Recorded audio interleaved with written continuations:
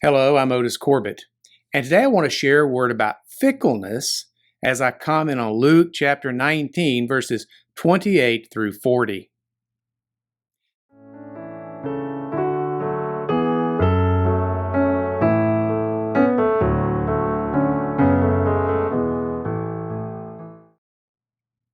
This passage reads, After he had said this, he went on ahead, going up to Jerusalem. When he had come near Bethphage and Bethany, at a place called the Mount of Olives, he sent two of his disciples. Go into the village ahead of you, and as you enter it, you will find there a colt that has never been ridden. Untie it and bring it here. If anyone asks you, why are you untying it? Just say this, the Lord needs it. So those who were sent departed and found it as the Lord told them. As they were untying the colt, its owners asked them, why are you untying the colt? They said, the Lord needs it. Then they brought it to Jesus, and after throwing their cloaks on the colt, they set Jesus on it. As he rode along, people kept spreading their cloaks on the road. As he was now approaching the path down from the Mount of Olives, the whole multitude of the disciples began to praise God joyfully with a loud voice for all the deeds of power that they had seen, saying, Blessed is the King who comes in the name of the Lord.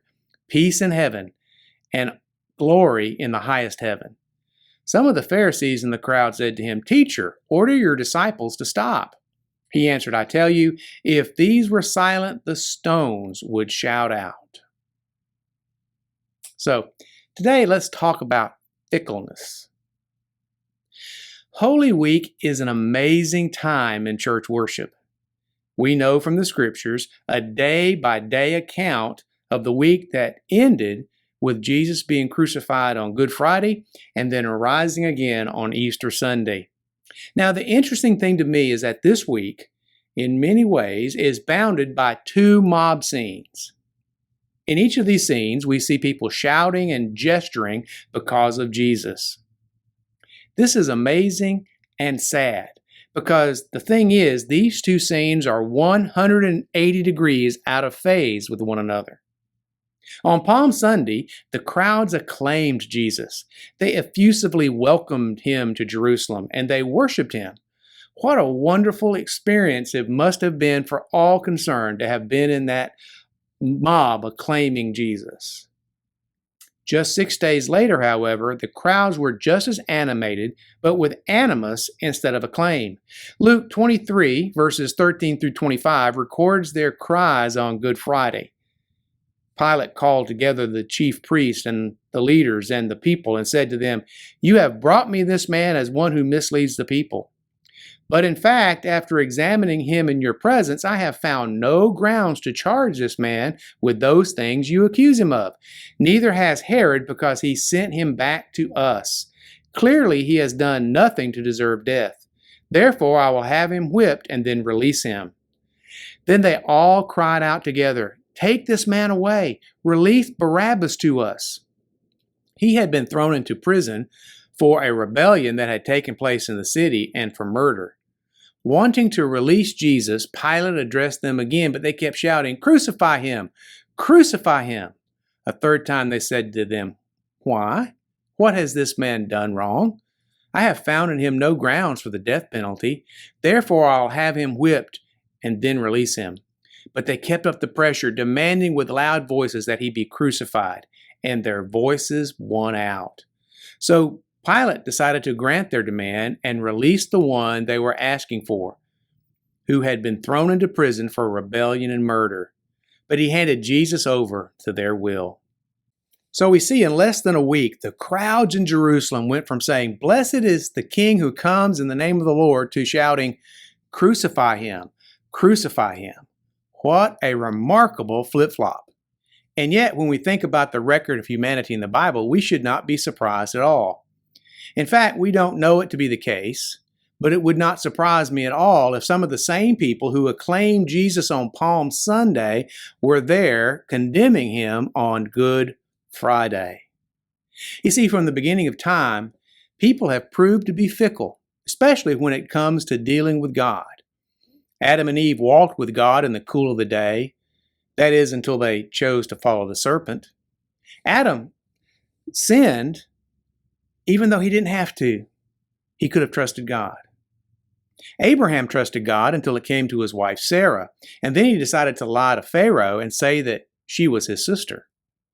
Pharaoh decided to allow the Jews to leave, and then he changed his mind. The children of Israel followed Moses to the promised land, that is, until they found out that the tribes in the land were probably going to be tough to defeat, and then they reneged. Once in the land of Canaan, the Israelites served God until they didn't. And then when they cried out to God to save them, and he did, they served him again until they didn't. God was ruler in Israel until they decided, like everyone else, they wanted a king. In the New Testament, we can see the same pattern continue. Peter was a stout defender of Jesus until he betrayed him. Ananias and Sapphira were honest with God. That is, until they weren't honest with God. And even today, many church pastors have found that their congregations honor them and follow them as a man of God until they don't. And so it went, and so it goes. Now, fickleness is a trait that causes much fear and distrust. One reason that people distrust politicians is that they often flip-flop on issues. They see which way the wind is blowing before they say a word. And then, of course, one of the most discouraging things and soul-crushing experiences is when a friend that we thought we could trust then betrays us. One of the biggest problems with the COVID-19 epidemic is that to the average person, it seems to be very fickle. As my son once told me, COVID-19 is very infectious, except when it isn't. And I can't help but agree with that summary. The good news for us is that while we may be fickle, and we are, God isn't. The scriptures tell us that God is unchanging. And Hebrews 13:8 tells us that Jesus Christ is the same yesterday and today and forever. If there is one rock-solid fact in our lives is this: unlike us, God isn't fickle, and he will always stand by his word, his will, his way, and his eternal love for us. This means we can always trust God. This means we can always trust his word, and that we can always rest in his love. He will never flip-flop, and he will never stop redeeming humanity from our own fickleness. We can trust God. But the question that comes to me is this: can God trust us? Thanks for watching. I'll be back soon with another word from the Bible we can share together. Every blessing.